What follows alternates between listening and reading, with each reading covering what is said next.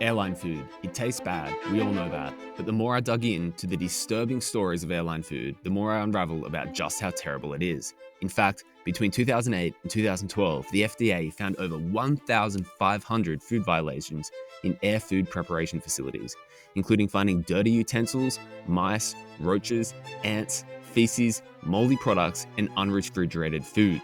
So in this video, I'm going to spill the beans on the food, the water, crazy cases of mass food poisoning, and even a tip on how to ensure you get the best, freshest food on the plane.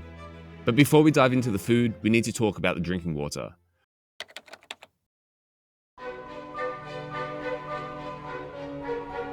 We're so used to clean water straight from the tap that we often don't think about how safe a glass of water is, especially when it's handed to us by a smiling flight attendant.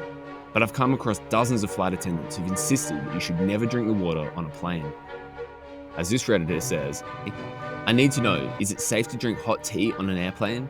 I feel like I hear the water heater is never clean, so I'm just drinking bacteria, or is it all good and safe?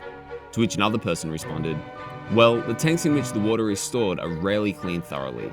I have that water myself every now and then, but I fly as a passenger, I try to avoid it as much as I can.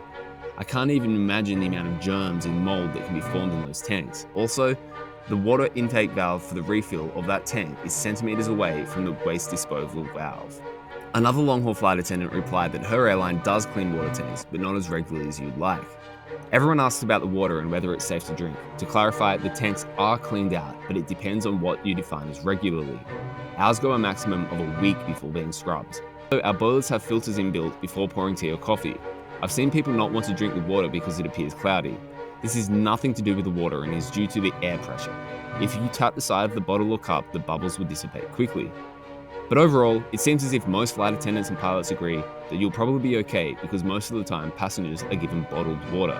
As this Redditor says, the main time you'd be drinking filthy water from the water tanks is when you order a tea or coffee.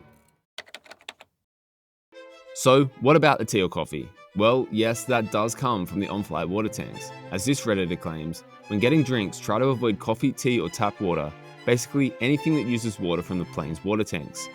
Only go for the bottled juice or soda or other drinks from a can or bottle. But there's always two sides to the story.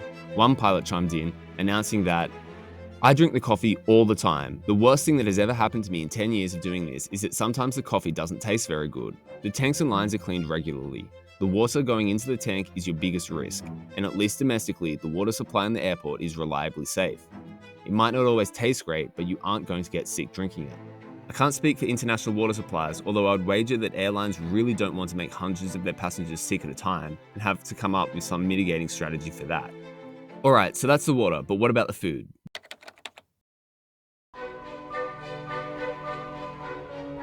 Well, to talk about the food, we need to first address the fact that it always tastes so bad. And while I'll show you later that its nutritional value is often quite questionable, that's not why it tastes bad. The reason it's so bland is actually due to the altitude. As this Vox article quotes, people lose about 30% or even more of their taste for salt while in the air. This article from the Hong Kong government explains why. At 30,000 feet, air in the cabin becomes very dry with the humidity dropping significantly. Due to the lack of moisture, our sense of smell reduces and this affects our judgment of food taste. At the same time, low air pressure will also affect the sensitivity of our taste buds. As a result, our perception of saltiness and sweetness of food also drops. All these make food taste blander inside the cabin of an aircraft. To address the perceived blandness of airline food, most carriers pump it with not so healthy flavor enhancers. Mostly that's salt and sodium. You know, the food ingredients that are, quote, making Americans sick because 90% of Americans consume too much salt. As Business Traveler USA reports, sodium is often used by food providers to boost flavor, especially in the air where senses can be dulled. The average airline meal contains more than 800 milligrams of sodium, which is more than 40% of the daily limit of 200 milligrams set out by the World Health Organization. Also, note that in addition to health-related concerns, sodium can make you feel and look bloated because you retain extra water.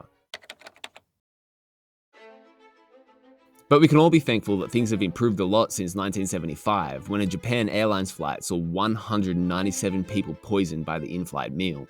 As Insider.com reports, more than half the passengers on board a February 3, 1975 flight from Anchorage, Alaska to Copenhagen, Denmark, were seized by gastrointestinal illness and symptoms of nausea, vomiting, abdominal cramps, and diarrhea.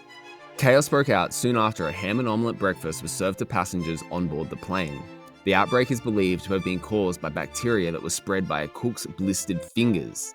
In the end, 144 affected passengers had to be hospitalized when the plane landed. So I'll leave you with this one tip from a former aviation journalist that might be able to help you avoid a lot of these problems. The journalist knows that the food is often prepared days in advance, so she reports her insider tip. If a meal service is on offer, go for the kosher option, so you know it was prepared that day. That way, at least your food is as fresh as can be. So I've shown you just how gross the food on the plane can be, but it doesn't stop there. Wait until you see just how gross airline tray tables can be in this video on filthy plane stories you wouldn't believe are true.